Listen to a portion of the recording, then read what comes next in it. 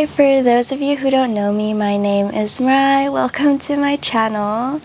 I'm really excited to film this video. I've wanted to make a video on this topic, but I guess needed to ground more into becoming a mother before I could just sit down and go back to really sharing my birth story in this way. I've shared my birth story through an Instagram post. You can read my whole birth story. I'll link it down below.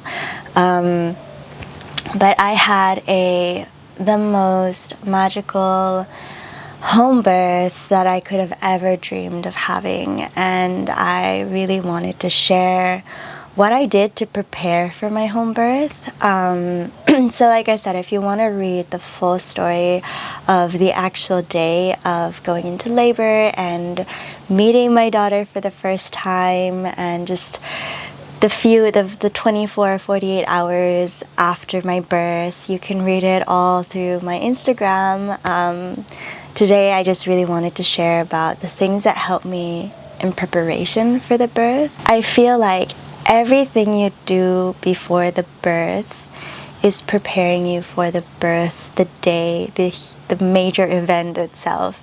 So I grew up watching movies and TV series where the women, their water breaks and they're rushed to the hospital. They have these painful contractions, and then, you know, they lie down, they give birth, they're screaming, they're shouting, their face is red, and it doesn't look wholesome at all.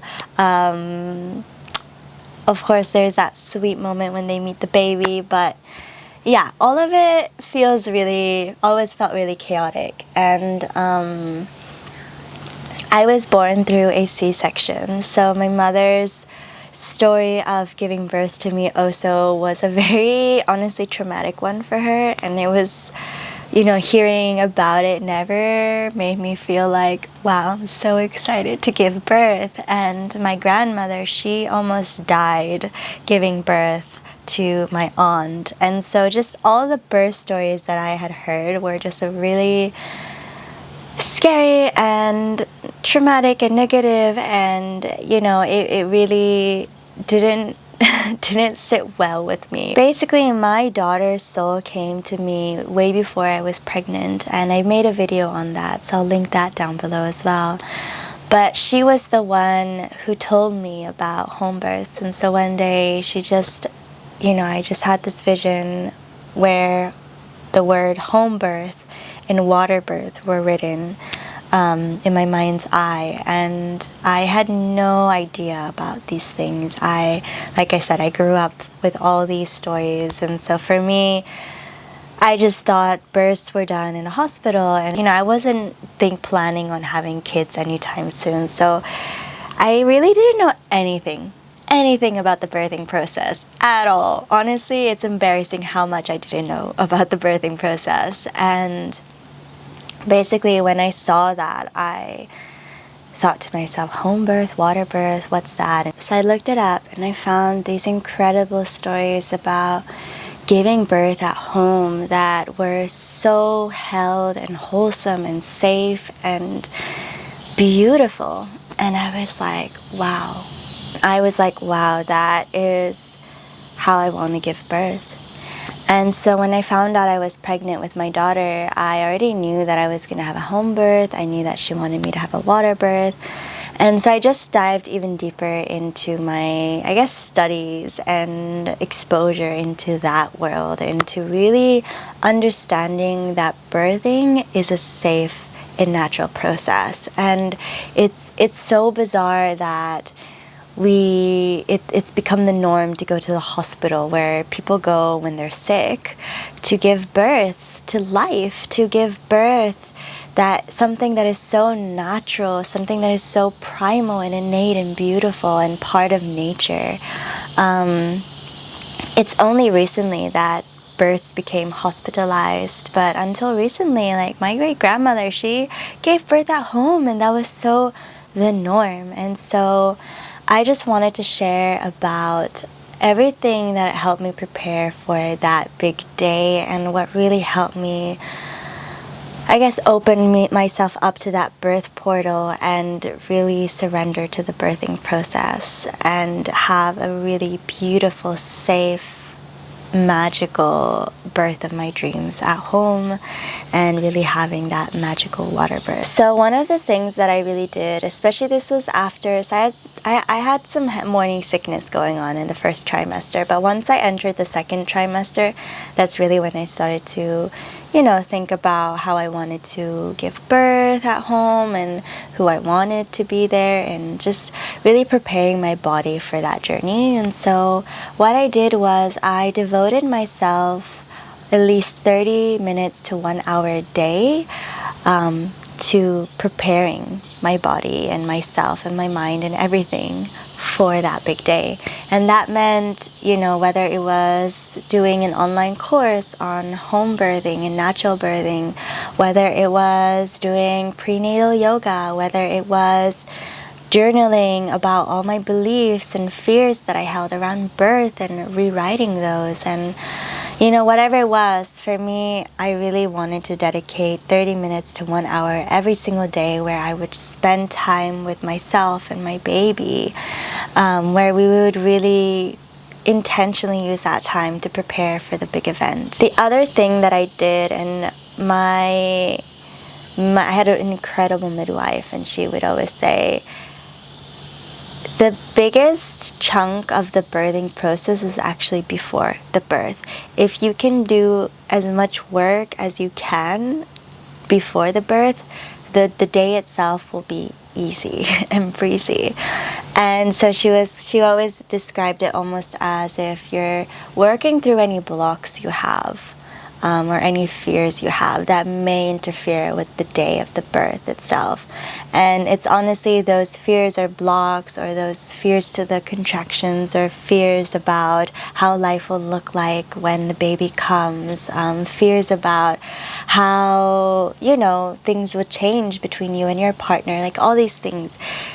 She was always like, work on all of those things before you get to the day, because sometimes once you get to the day, those fears, those worries may come up and may interfere with the day and the birthing process.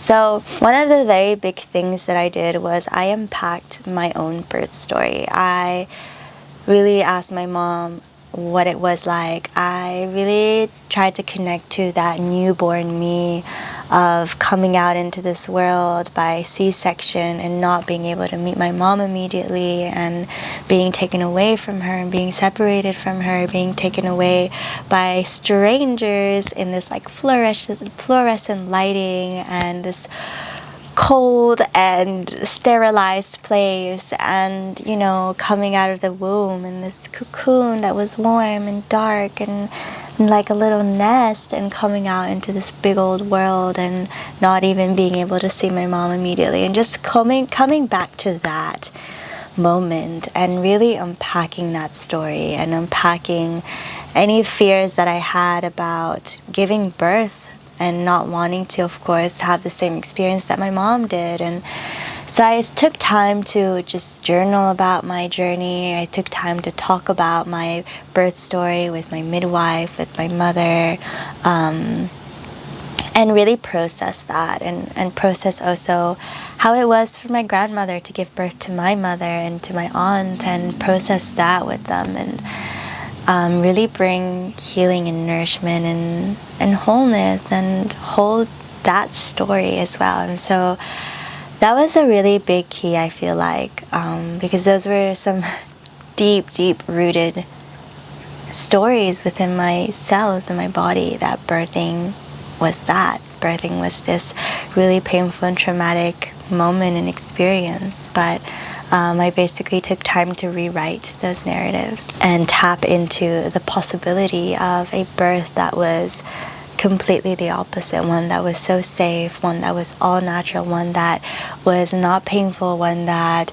was so healing and wholesome and warm and loving and nesty and cocoony, and being able to be with my daughter immediately the moment she was born. And so yeah, that was a big part of the process. Now, another thing is, towards towards the end, especially in your last trimester, your body starts to store up a bank of endorphins in preparation for the birth. So endorphins are your feel-good hormones, and you want to have loads of that during your birth. And so what I did was I made a list of all my endorphin list, all the things that make me feel good, the things that make me feel relaxed. Maybe it was being in nature, taking a bath, being cuddled, all these kinds of things. And so I made a list, an endorphin list of things that just make me feel good, and I made sure to do those things, at least one of those things every single day, or just fill my days with that, just to really get my body in this most relaxed, receptive, nourished state as possible before the birth. Another thing that I really worked on was understanding my triggers and my stresses, understanding things that trigger me. And for me, I made a list. And so, for example, one of them was I'm really sensitive to sound, so like loud, disruptive sounds, for example. And then on the side of that, I would write something that I could do to make it more easier for me, or to help me if that was coming up. So then I would say, okay, and then maybe I would plug in and listen to really calming, beautiful music, and just put headphones on or earplugs on, and just step away from that noise if I can. Literally step away from it. And so it really helps to understand your triggers, especially when you're pregnant, and if you are having certain triggers come up, you want to be in a state of receptivity and relaxation.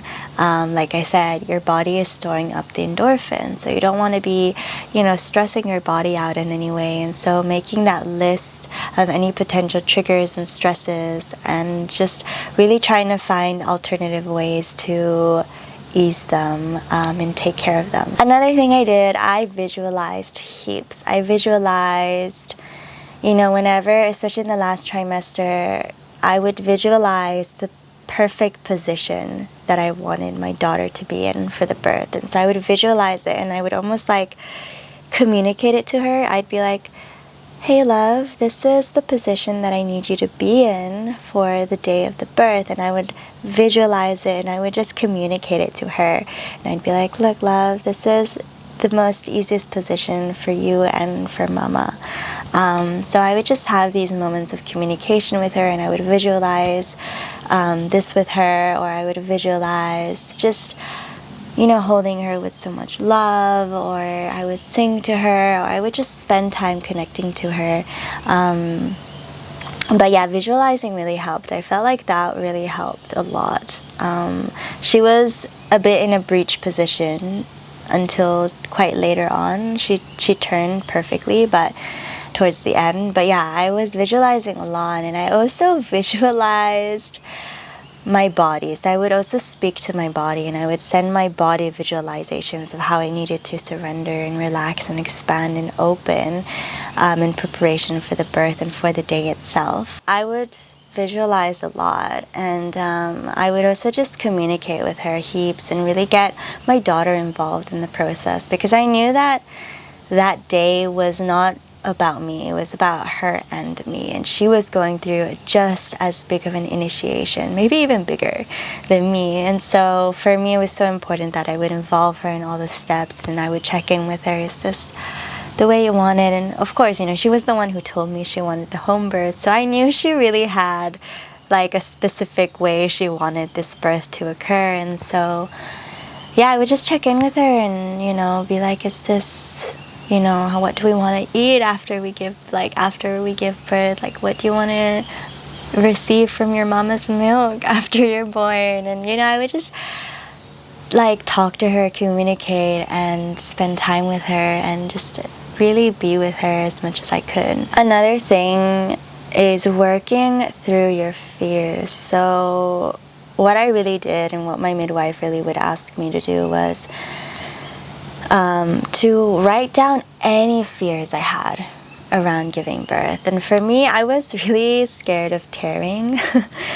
And so I really worked with that, just prepare myself for that day, and work with the fear rather than just fearing it and leaving it there and trying not to look at it. I really tried my best to work with my fear. So one of them was tearing, and so I was doing perineum massages. I also did some yoni massages in preparation, and I worked, honestly, I actually also worked through my sexual traumas during that time, because I knew that those energetic blocks could also affect my birth. So it was a lot, but I was working through heaps. I was working not only on the physical side, but also the energetic and the emotional side of everything down there, basically. And I gotta say, it really helped heaps. I barely tore on the day, and I feel like it was thanks to all the preparation that I did.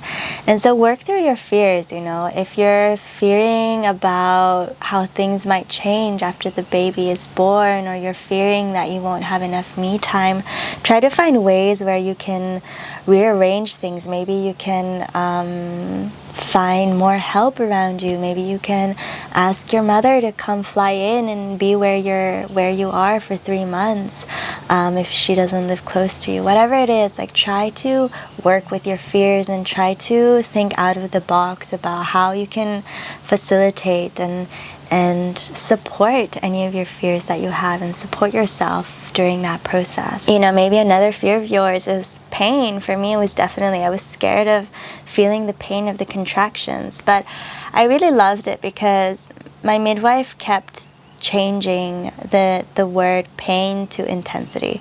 She would always tell me, your contractions are not actually painful unless you allow them to be painful, unless you resist them, but they're just really intense. And so I kept changing the word to intense, and it was true. During my birthing, during my labor, the contractions itself actually weren't painful. They were just really intense, and it was this most incredible force roaring through my body, opening up my body physically, just energetically, always, to bring life, to bring a soul into human form. Like, that's, of course, it's intense. It's a lot. But basically what I really understood from giving birth and just everything that I did in preparation for it, you know, the more relaxed we are, the more the pain can soften, the more the intensity can soften. And when we do contract around the intensity, that's when we can feel the pain of it, because we're contracting. And when we're contracting, we're getting less oxygen in our body, and, you know, therefore we're also feeling the pain. And pain is honestly just a signal.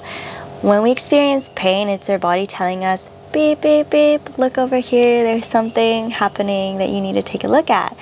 And so when you feel pain, know that life, or your body is telling you that it needs to be checked in, that you need to tune in and see what's really causing the fear. And so when I kind of changed that whole narrative around before my birth, on the day itself, it was really true. The more I could just surrender to the intensity of it and breathe into the eye of the intensity and surrender to it, I didn't even feel pain. And so the more you can surrender and relax and breathe and soften around the intensity, the pain dissipates. And honestly, during my labor, I was mainly just sleeping. Like, my body was so clever in knowing that I needed to save up all its energy for the birth itself and for every contraction.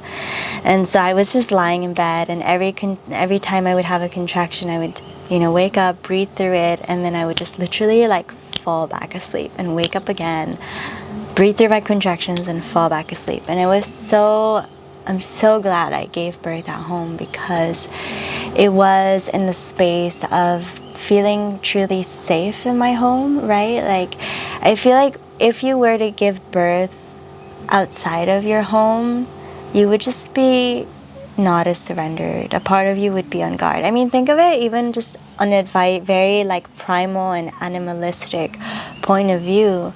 When an animal would give birth, they would make sure that their whole surroundings are safe, because you're going to be in such a vulnerable state. And so you would maybe go into a cave and make sure that, there's no predators around, and you would give birth in the safety of your own cocoon, where you feel is the safest place to give birth. And that's when really your body can truly surrender, and your body can truly open up and give birth and bring life into existence. And so for me, it was so important to work through my fears and really honor them and work with them. I did a lot of research on kind of the worst case scenarios. I knew somewhere in my heart, I knew that intuitively I was going to give birth at home, but just for the sake of my mind, I was like, okay, let me make a list of all the worst case scenarios, and let me look into them and what they mean, and let me look at all the alternative options that I would have that maybe a doctor wouldn't tell me if I were to end up in a hospital. And so I just did all my research, and I just wrote down, okay, if this happens, this is the alternative I want to take. If this happens, this is the alternative I want to take. And if I can't take this alternative, this is the alternative I want to take. And so I just literally made this whole tree branch of all the options, and I did so much research on basically all the worst case scenarios. And also really understand that, for example, if my water didn't break until the last 2 hours of my birth, by the way. But also really researching into that and understanding that actually the water doesn't need to break at the very beginning per se. And so all these things, like really educating myself so that I know what's happening with my body, and I know what is actually safe for me and my baby, rather than trusting someone else to tell me. And so I did so much research, and I just wrote everything down. That really gave my mind peace, because then I just felt like whatever happens, I'm prepared for that. And then of course, just getting to know my birthing body. And so I spent a lot of time just, really feeling into my pelvic floor, really understanding where I hold tension in my body and bringing relaxation and softness into those spaces, and trying to understand what positions helped me, what felt the most comfortable, and just doing various exercises that would prepare me for the birth and that I could use for the birth itself, and that you can find in a lot of books and even YouTube videos. I'm not going to per se show some of the exercises here today, but just really getting in touch with my body. And finally, at the end of all of it, I made my birth plan, and that birth plan, I have it here. It included, for example, birth plan when labor starts. So, when my contractions would start, what were the first things that I wanted things to be done? And so, it was like letting my birth team know. Having also intense clarity about who you want in your birthing space, and then anyone else who isn't on the list, they're not allowed to be on it, because the last thing you want is to be like in that birthing process and then having people you don't even really feel 100% comfortable or safe with barging in, right? And so for me, being so clear about who was allowed in my birthing space, and then letting my birth team know, like, you guys are the only people I want in my birthing space. So I had labor starts, and it was like, let my birth team know, set up the bed sheets, make sure there's privacy, calm and quiet. And for me, I really wanted to give birth in a womb. And so that meant making things a bit dark and dim, and just really in this nest cocoon vibe. And so it was, getting coconut water, make sure always someone is around me. So I made this whole list of things when the labor starts. And then I had my birth supply list, so everything that I need for the day. Of course, I had it already, but maybe they needed to like take it all out and make it more accessible. So my birth supply list, and then I had my food list, things that I maybe wanted to nibble on or just have ready around me. And then I had intensity support. So for me, I was very clear. I didn't want any pain relief medication. So I did it all 100% naturally. And so I really made sure that everyone on my birth team knew exactly what I didn't want and what I wanted, and the type of procedures that I didn't for sure want. For example, I also didn't want to get checked whether my cervix, how much my cervix was dilating. Like, I didn't want any checks unless it was emergency. So, for me, I just made sure that my birth team knew everything, and I gave my birth plan to my birthing team already like weeks before my birth, so that they were ready and they knew exactly what they needed to do, what their role was, and how to show up on that day. So yeah, I had intensity support, which meant things that really helped me, if I am going through a lot of intensity and maybe struggling to surrender to the intensity. So that was, breath counting with me, an endorphin massage, maybe touch, water therapy, acupressure massage, bringing the birthing ball. So just things that would maybe support me. So I made a list of things. I made a list of course, my worst case scenarios and procedure and protocols and what I wanted and didn't want, and I made sure to write it all down, because the last thing I want to be doing when I'm in labor is trying to explain what procedure I want and don't want. And if we do end up in my worst case scenario, I didn't want to be in that place of pressure zone where they're asking me what procedure I want to do, and so I just wanted to make sure everything was written down and I could just hand it over, and my birth team had it, and I could just be in my world. And that was for me really important. I just wanted to protect my process and that moment and that event between me and my daughter.